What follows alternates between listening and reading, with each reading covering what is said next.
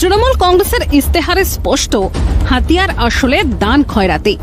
ইস্তেহারে দিদির শপথ বর্ধিত আয় শ্রমিকের সহায়, কিন্তু অভিযোগ বঙ্গে দুর্নীতি হচ্ছে 100 দিনের কাজে। তৃণমূল শাসনের 1 দশক স্পষ্ট করেছে কাজ করেন শ্রমিকরা, টাকা যায় শাহজাহানদের পকেটে। কাজের অভাবে বাড়ি ছাড়েন বাংলার অসংখ্য শ্রমিক। দেশ জুড়ে বাড়ি হবে সবারই, শপথ দিদির, কিন্তু বঙ্গে আবাসে হয়েছে দুর্নীতি, বলেছে সন্দেশখালী বার্নিস কিংবা কেন্দ্র। দিদি শপথ নিয়েছেন জ্বালানির জ্বালা কমবে, দেশের জ্বালা ঘুচবে।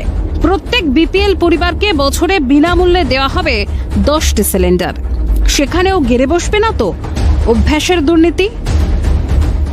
আপনি একটা কোনো সরকারি প্রকল্পের নাম বলতে পারবেন সোশ্যাল ওয়েলফেয়ার প্রজেক্টে?